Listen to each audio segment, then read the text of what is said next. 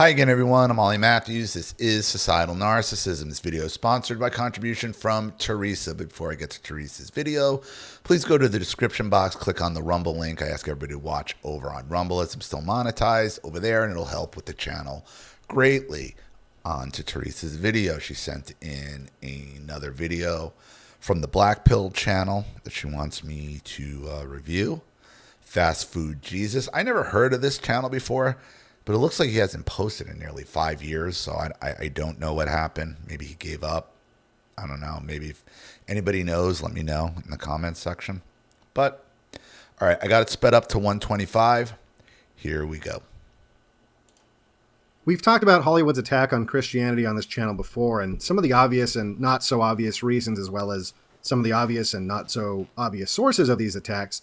And while most of the time these attacks are gratuitous and flagrant attempts to dissolve the glue that held our society together for centuries, the best assaults on morality and God and authority are always those that include at least a kernel of truth. Criticisms that come completely from fiction and delusion might be commonplace these days, but in more reasonable times, it was still more effective to try to find a real weakness in the armor than to simply try to just bludgeon your opponent wildly with lies, as it seems to be the strategy today. It was kind of always the strategy, though. I mean, if you read Cloward and Piven, Rules for Radicals, the stuff I've been bringing up, it's gaslighting. I mean, this stuff has been going on. These tactics have been being used now for 70 years. This isn't new. These people can't argue their point. They don't have a point. All they can do is attack you personally. That's because in these more reasonable times, that armor was still intact, or at least the very decorative veneer was, giving off the illusion of strength. It was still commonly believed by the majority of Americans that America was Christian, and that the one nation under God line in the Pledge of Allegiance was talking about the Christian God. People believe it's a Christian nation because there's Catholic churches everywhere, but those churches have just become husks of Christianity, of what Christianity was supposed to represent. So yeah, you have the veneer, you have the facade of Christianity because you got these churches everywhere, but they're not real Christians. It's not real Christianity. Christianity has been being destroyed since 1913, from before that. And although Christians were quick to defensively say, no, it could be any God, to avoid any church and state legal entanglements, everyone quietly knew who that God was. Christianity was as American as apple pie, as American as McDonald's, as American as the sprawling suburban shopping centers and malls that sprung up all over the country in the 80s and 90s. So it's no wonder that America was the birthplace of fast food Christianity. Throughout the 80s and 90s, America saw the rise of Christianity being packaged and marketed and sold like any other product. Now, I haven't watched this at all, so I thought this was I'm not sure if this is a movie review or not, but what I would call, what he's calling fast food Christianity, I think, is what you're seeing now is these evangelicals, these super Christians. This evangelical movement is not original Christianity. This is new. It's like an American thing, really. Okay? It's pretty much made up out of whole cloth. Not much different than Mormons. And I know I got a lot of Mormons on here. Okay? Just like I have a lot of JWs, Jehovah's Witness, on here. Ex-Jehovah's Witness, ex-Mormon, still current, either or. All those religions. All religion in general is a homing beacon for sociopath cluster B personality disorder anyway. Not saying religion is bad, no. But it attracts a very distinct type of personality that will use that religion to make themselves the voice of God. And when you're seeing these, what I think he's calling his fast food religions, I imagine he's talking about these super churches, these evangelicals.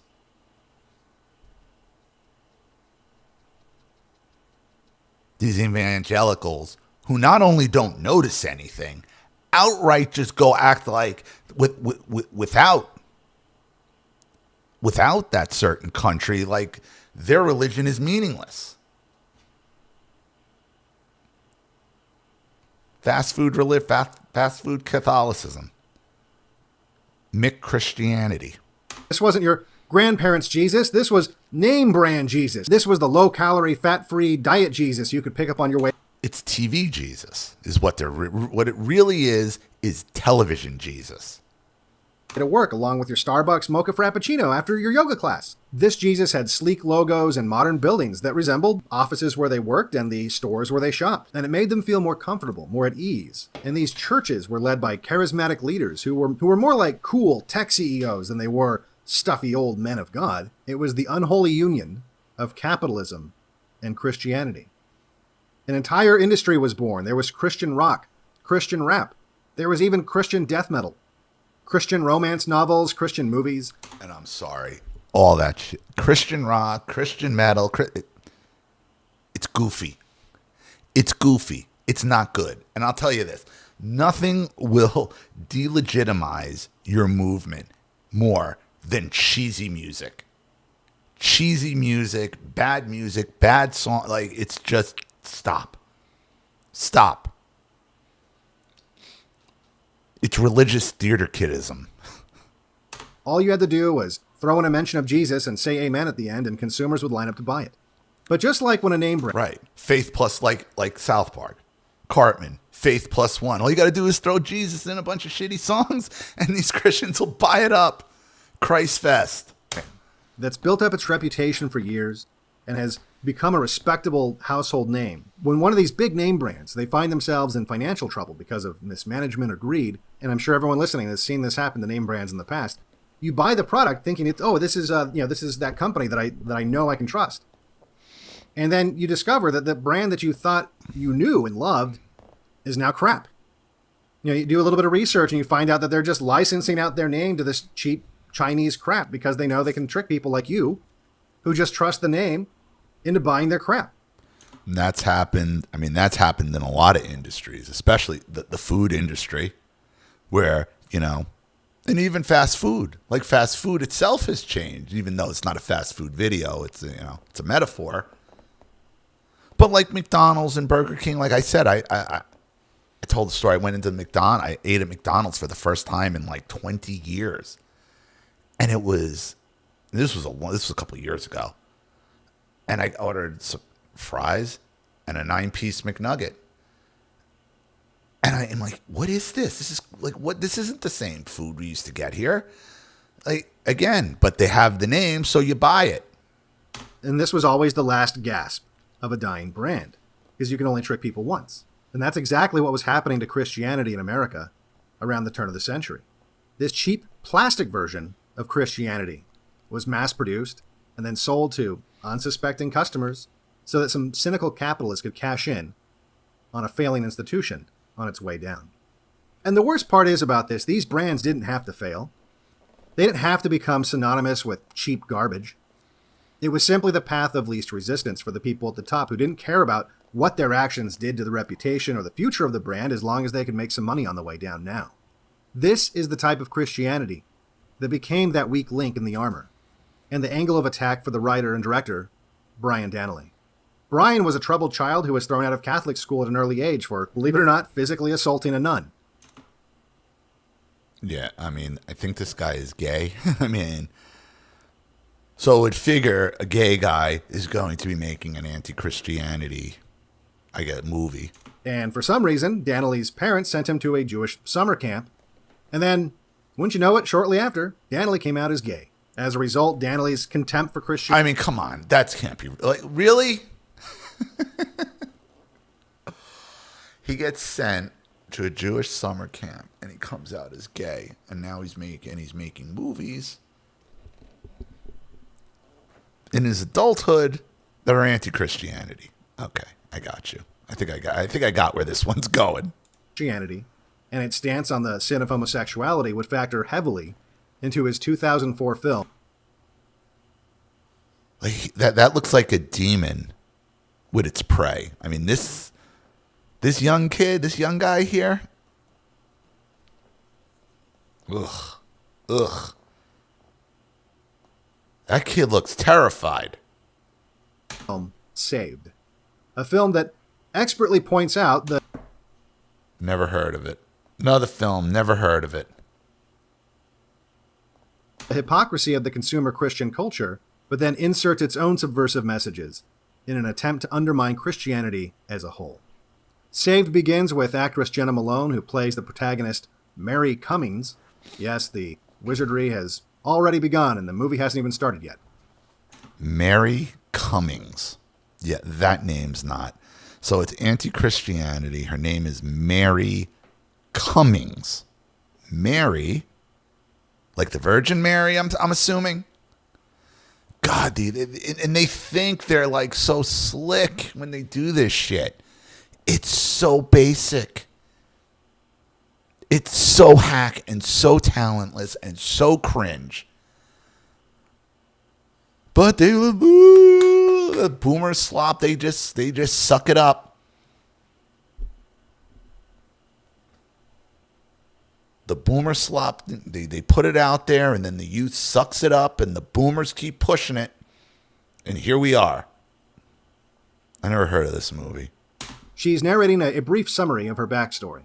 She snarkily suggests that her entire childhood was a lie because Christianity was thrust upon her before she was old enough to comprehend it, promoting this idea that has become... What does that mean? Thrust? Is it thrust? There again, when you're saying Christianity is thrust upon her by who? By her parents.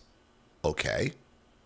Whose responsibility, who is charged with the spiritual upbringing and how, why, and the method of a child is the parents. So that statement does two things. Not only shits on Christianity, it shits all over parental authority. It shits all over your right to raise your own children the way you want by saying this is thrust upon. You can't really thrust something, religion, upon a child. The parent really can't. Even if you're one of those religions that I think are toxic, like Jehovah's Witness. A parent has the right to raise the child in whatever religion they see fit. Now, if I don't like the religion, it's still their parental right. So the overall goal with a statement like that is, once again, remember, the goal of all these movies is destroying Western culture, destroying American culture, and destroying the nuclear family. And the best way to do that is by undermining the authority of the mother and father.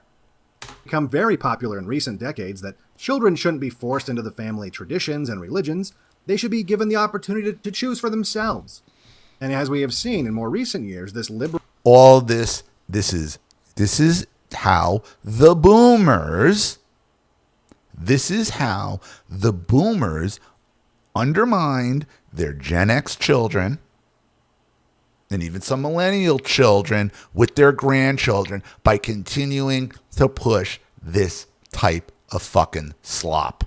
Liberal idea has been rapidly sliding down the slippery slope that has now led parents to saying, children shouldn't be forced into their biological gender. Right. But just give up all your parental authority. Just give up your right to mold your own child in the religion spiritually how you want. No. Leave it to some state agency. Leave it to some teacher. Leave it to whoever it is. That I'm sure wherever this is going. Given the opportunity to choose for themselves. Is it really that crazy to think that parents in the future might decide that simply by communicating to their children in English is imposing language on them, and they should be allowed to develop whatever means of communication they choose for themselves when they're old enough to decide? Mary tells the audience that her father died and that she's now being raised by a single mother. This shouldn't be surprising because this is also an ongoing theme in about 100% of Hollywood films in this era, especially important in a film, though, that you want to undermine God in. Because, of course, the father figure is... Father's gone. So, again, crucial to the brainwashing is the removal of the father from the family. That's key. That's key. The representative of God in the household. So if you want a film where you're promoting the idea that God is dead, it's not exactly that clever to have the protagonist's father dead and out of the way before you get started so you can make quick work of God himself. And that's what this film will attempt to do symbolically for the audience. Ridicule God for the entire duration of the film and then publicly execute him.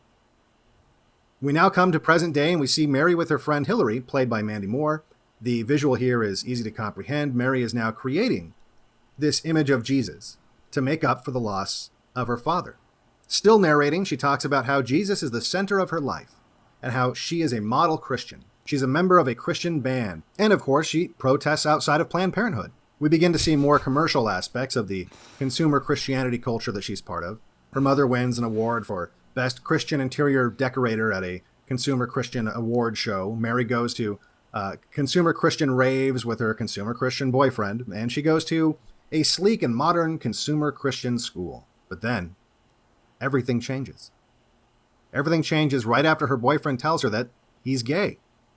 She then hits her head in the swimming pool and has a vision of Jesus telling her she needs to help her boyfriend not be gay. Now, this implies, of course, that the only people who think Jesus talks to them are suffering from head injuries. Head injury. He's gay. I'm gay, but we're going to still go out, right? Is that in high school? In a Christian high school, again. And I'm not trying to knock anybody who's come out of the closet, who is gay. I'm not trying to do that. But you're trying to make these children believe that a kid going to a ultra Christian high school, dating a girl, is then going to come out and tell her that he's actually gay. I mean, that he's gay. Again, they set up these scenarios, okay, that can only exist in a movie or on TV. This is why I say when you're arguing with boomers, you're not arguing with them. You're arguing with the television or whatever movie that they're getting their base of reference around. That only a mind suffering from brain damage, mild though it might be, would seek to change someone from being gay. Next, at the gun range, because the audience, of course, needs to associate guns with scary Christian extremists, Mary's friend mentions a ridiculous fad that was popular at the time among consumer Christians called born-again virgins. The concept was that by prayer and donations to your local consumer Christian franchise, you could become a virgin again. And really, it's this kind of thing right here that was promoted by these vapid consumer Christians that really made ridiculing Christianity so easy. They did, and they do. These evangelical stupid shit like that, born-again virgins. Yeah, that's stupid shit. And again, it makes it real easy to be made fun of. Real easy. When you put out cheesy music, it makes it real easy to be delegitimized. Is it right? No. There's plenty of cheesy music, but that's just reality. That's the way it is. You know, whenever I encountered one of these types of Christians, I was reminded of, it's like a well-meaning saboteur. Sometimes when you're having... Is that Macaulay Culkin in a wheelchair? Oh, God, they're just, no pun intended, rolling them all out, aren't they? Having an argument that these people magically appear when you're in this, passionate debate. And they think that they're helping. That these are the people, you probably know who I'm talking about. They're people that are, they're on your side, quote unquote. But they're so terrible and misinformed with their arguments. They're so bad at making the case because they themselves, they're on your side, but not because of any well thought out reason. They're just on your side. They're just automatons. They're NPCs they're on your side of the argument. So when they attempt to help you in one of these debates, they come across as so bad, it makes you look bad. I mean, they're essentially a walking, talking straw man. They're caricature. They're parodies of themselves. And they don't have the self-awareness to notice that they're essentially working for the enemy. And that's always how I view these consumer Christians. They're just surface-level Christians who, honestly, it just seems to me like they want to be Christians so they can be part of a team, and really it doesn't matter what that team is. Right. And the people running, it's just about the money. For the people running it, listen, even in mainstream Catholicism and the Catholic Church, it's about the money.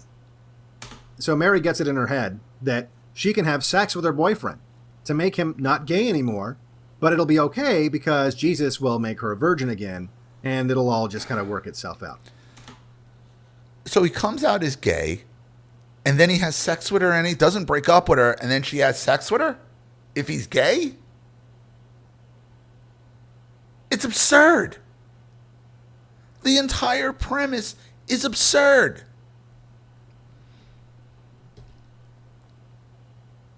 And not that there's not plenty of women even on this channel who have ended up with, who have written in about their guys who ended up being down on the down low.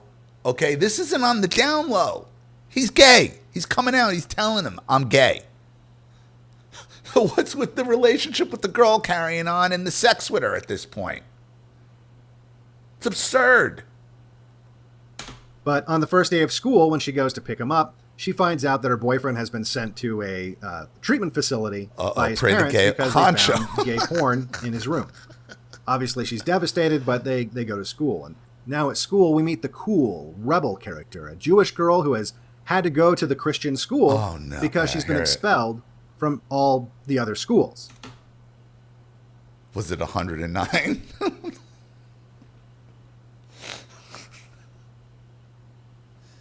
Oh. That's not funny. You shouldn't laugh at that. I'm a piece of shit. You guys are supposed to be better than that. Oh. Come on. If they're going to fucking lob it up there, I'm going to knock it into the upper deck. Shit. Possibly 119 of them. I'm not sure. Anyway. It's 109, not 119. Let's just...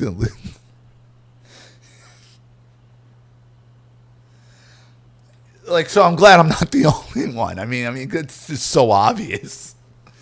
The Jewish girl had to go to the ultra Christian school. She got kicked because she got kicked out of all these other schools.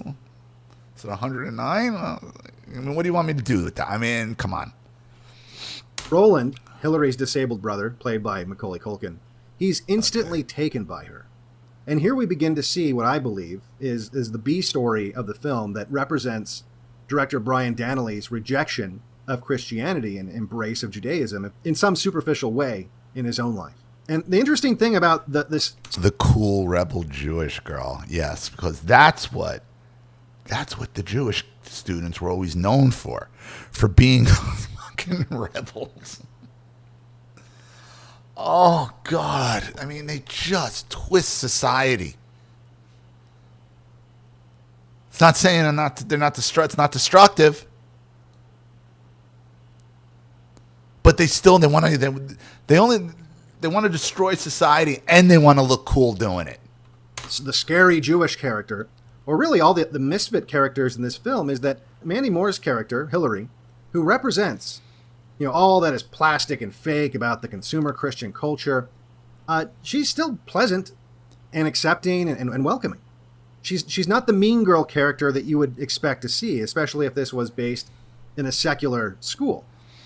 Because for all their faults, many of these consumer Christians really did want to do the right thing and make God happy.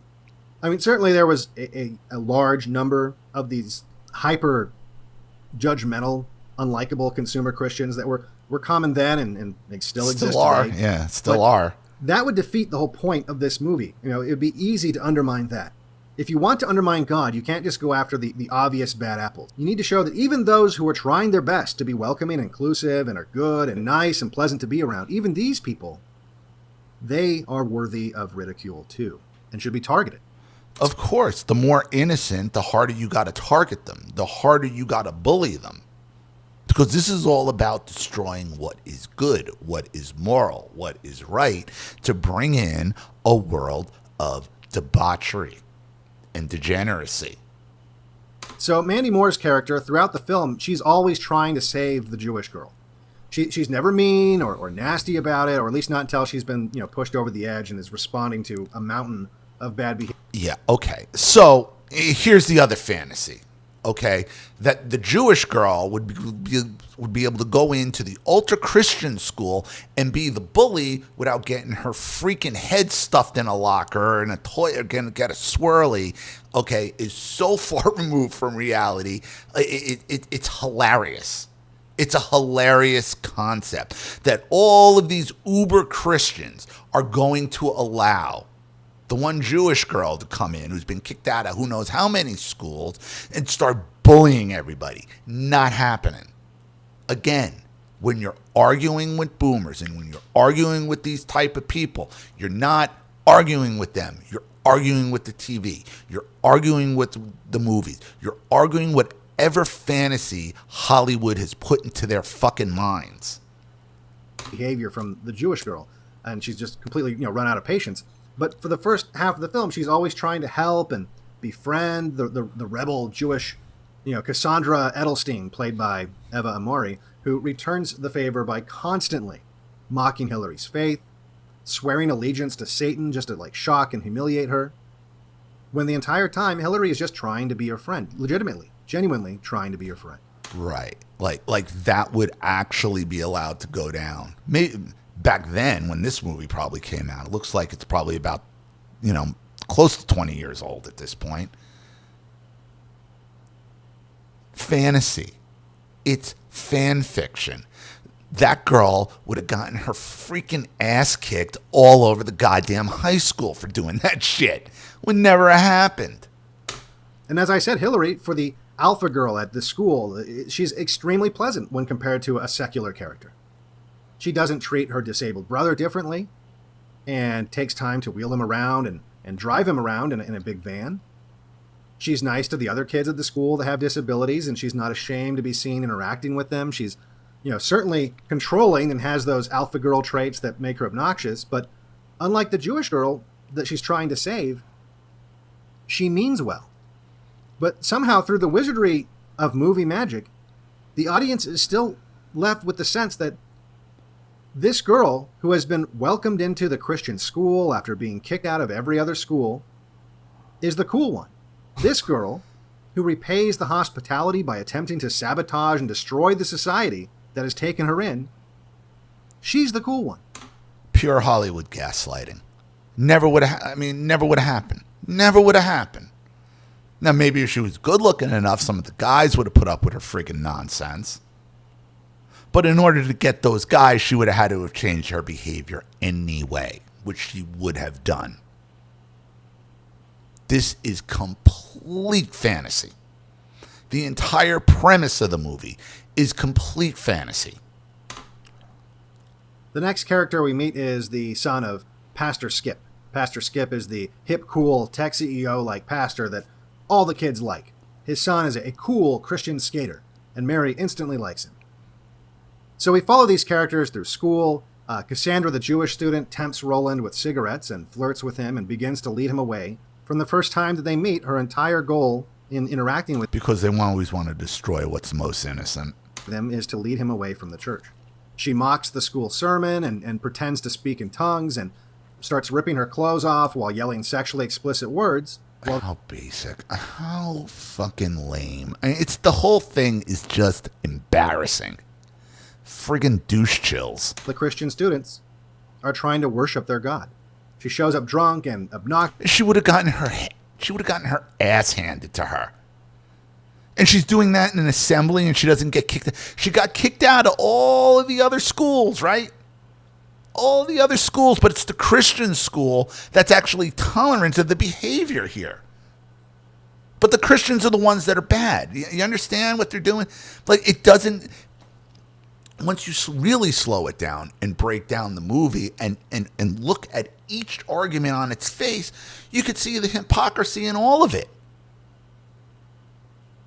The only ones who tolerated, seems like, this behavior, according to the movie, were the Christians. But they're the bad guys. But the Christian students make sure that she gets home safely. She sexually harasses Hillary in gym class. All with comedic timing, of course. Lighten up, Christians. Don't you want to be like the cool Satanist Jew? I've decided to put my life to Satan instead. We soon discover that Mary is actually pregnant from having sex with her gay boyfriend earlier in the film, and now this creates a crisis of faith. Now, I find it interesting that the filmmaker... So Jesus comes to her, tells her to convert the boyfriend. She has... Her name's Mary. So what is this really? Is this supposed to be a metaphor to abort Jesus? because obviously she's probably going to have to come to some kind of awakening that abortion is good. I'm sure that's where this is going here. Filmmakers chose to use something like this as the catalyst for destroying her faith. Mary was completely unshaken by the loss of her father. If anything, that strengthened her faith in God. But now that she's pregnant because of actions that she chose to do. The curse of the baby. The baby's the curse now. Even if, she delusionally thought that those actions were inspired by God, her decision to have unprotected sex and the obvious possible consequence of that action is what causes her to lose all faith in God. But it also gives the filmmakers an opportunity to show this girl who was just moments ago, earlier in the film, protesting outside of a Planned Parenthood, that despicable Christian behavior. Now she's having to crawl back with her head down low in need of their very necessary services. But she doesn't get an abortion. But she does abruptly reject God. Just moments ago, earlier in the film, she's talking about how God was literally the center of her life. So she was protesting Planned Parenthood, and then she goes to Planned because she needs the abortion, but then she doesn't get it. Okay. Throws it all away in an instant. She also rejects her Christian friends because she's... So what it is, basically you can look at that as maybe female nature. It's not about the religion. It's about not wanting to take accountability for your own actions. Angry that they're praying for her gay boyfriend. And as we've seen in other movies I've reviewed, especially from this era, her boomer single mom is completely oblivious to everything and is just self-involved with her own social life and career aspirations. And the reason there's so many movies like that is this was the norm for children of boomers, especially single mother boomers. Their children were forced to navigate the minefields of this civilization that was just starting to unravel without any help from their parents, whose generation was the one responsible for planting the mines in the minefield. The degenerate generation. And then you remove the father and have a single mother degenerate raising a daughter. Boy, do you got a problem. So without any guidance from a god or a father or a mother, Mary experiments with kooky New Age religions and tries to replace the God that she rejected. She also begins to kind of start to date Patrick, the cool pastor's son, but keeps her pregnancy a secret. Eventually, though, she does confide in the only person who will understand, the Jewish girl who regularly praises Satan. Now, it might be surprising to some of you that she just doesn't go and get an abortion at this point in the movie. Yeah, I'm surprised. Where's Tobey Maguire coming in from the other movie to give the abortion? You have to remember that Mary getting an abortion in 2004 would have... Yeah, okay, 2004. So yeah, this is 21 years old. Instantly turned off the target audience. The white middle class suburban Christians who this whole movie was made for, they would have just shut down immediately and discarded all the rest of the carefully crafted messages. Right, because it would have just showed it was all bullshit. They couldn't I guess they really couldn't just have her just flip on an abortion, He was communicating. So instead, they decided to not get an abortion, but just conceal her pregnancy. So now Mary hangs out with the Jewish girl and Macaulay Culkin, who has also lost his faith completely and spends all his time drinking, smoking, and making out with the Jewish girl. There's a montage, time passes. The movie then takes it up a notch and decides to question openly the divinity of Christ and suggests, as the Talmud teaches, that Mary got pregnant and just made the whole story up. Don't you ever wonder if Told you. she made the whole thing up? I mean, you have to admit, it's a good one. It's not like anyone could use virgin birth as an excuse again. And this is why the character was named. As soon as I heard the name, Mary Cummings, yep, that's why they named the character Mary. It's all a mockery. And you understand, the filmmakers didn't fear retribution from Christians at all. If they'd made a movie where they said something like that about Muhammad, they'd be worried about the studio getting bombed. They'd never be able to make it. They don't have to worry about that with Christians. Christians aren't going to do anything. They know it's just a veneer. It's a paper tiger. Christians are no longer dangerous. And their blade, having found the weak spot, was... We're no longer dangerous until we're not. Urge to crusade intensifies. Was beneath the armor, so they might as well just start twisting.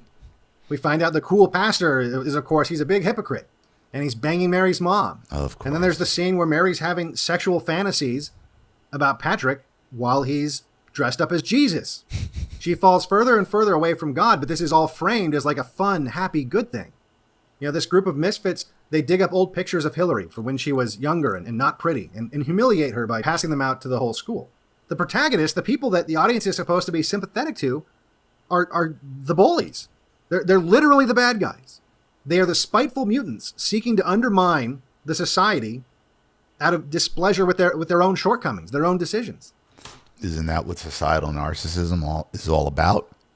Making the abuser the protagonist, the good guy. Their own godlessness.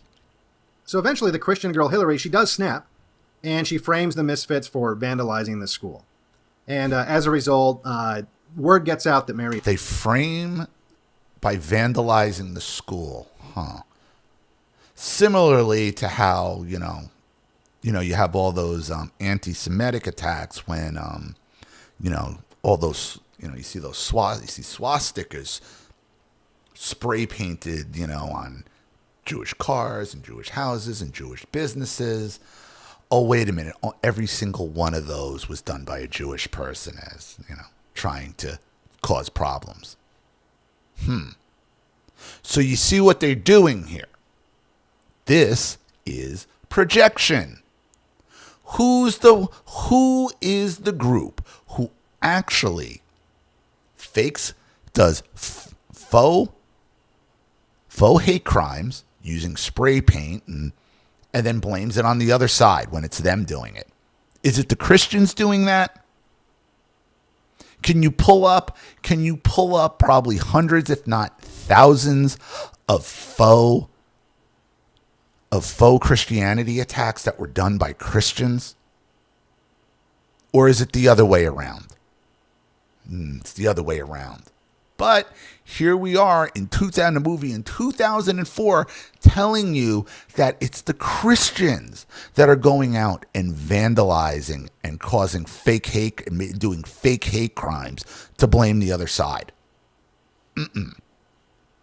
He is pregnant, and but Patrick, he tells her, that's fine.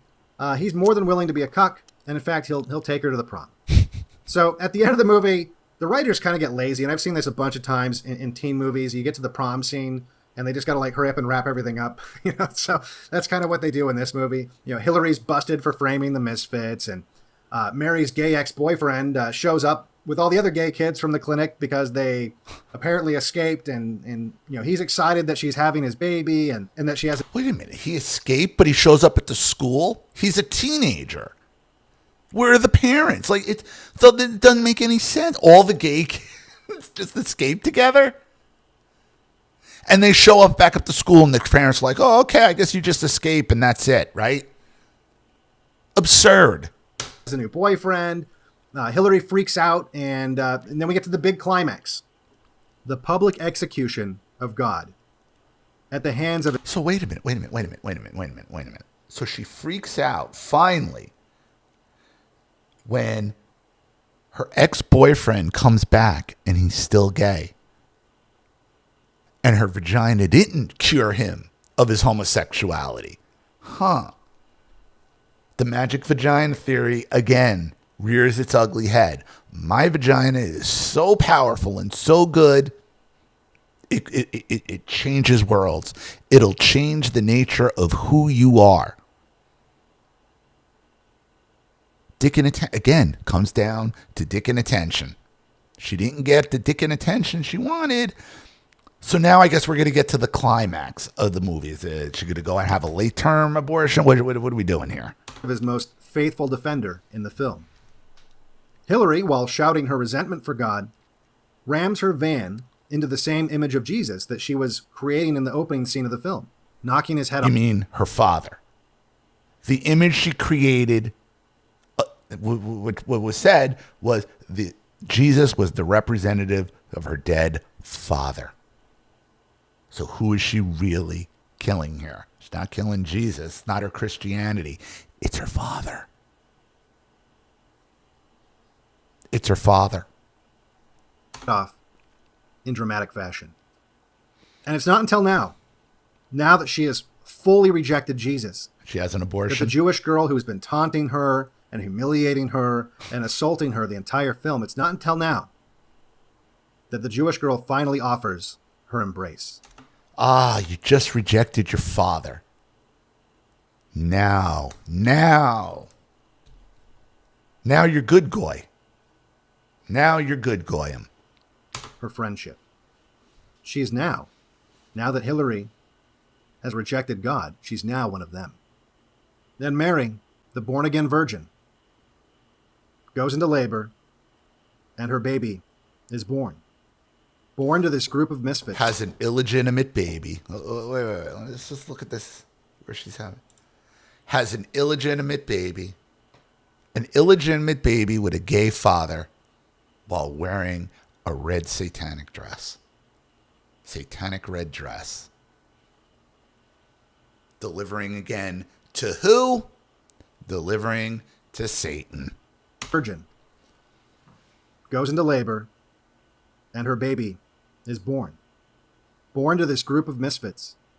The pesky Christian God is dead. And everyone... The gays, the Jewish girl. Where are the adults? How does she have a baby? Her mother's not there. No, but no one else is there. No adults. ...is happy and hopeful for the future. For Blackpilled, I'm Devin Stack. If you like... Well, understand it's about the Father. The climax. She wasn't killing God. Wasn't about Jesus. It wasn't about God. These were all metaphors. It was about killing her father. About rejecting her father. Because the overall theme here is that the man is the one who keeps it all, who kind of keeps it all together. You remove that father from the home, you can introduce debauchery and chaos because there's no one around to stop it. So, thank you, Teresa, for another contribution. I really appreciate it. Thank you to everybody watching. Please leave any opinions in the comment section below. And again, if you want your story read on the channel, you have a topic you'd like me to cover, something you'd like to expose, you'd like to set up a Skype, a phone call, have a private video made, you'd like to sponsor a video like this for someone who needs help and can't afford it, or just make a contribution to the channel in general to keep it supported, growing, and successful, because this channel survives 100% on contributions from all of you. Without you guys, all this goes away. So if you like what you see here and you want to see more videos like this, you know what to do with either the Cash App, Zelle, PayPal, and email links in the description box below. Also, please like and share this video wherever you can. Subscribe to my channel if you haven't, and be sure to click the subscription bell to be notified of all my video uploads. Also, be sure to subscribe to both my channels on Rumble, and if you haven't watched the video over there, please click on it. Even a click will help. Follow me on X and Telegram as well. I'm Ollie Matthews. This has been Societal Narcissism. Take care, everyone.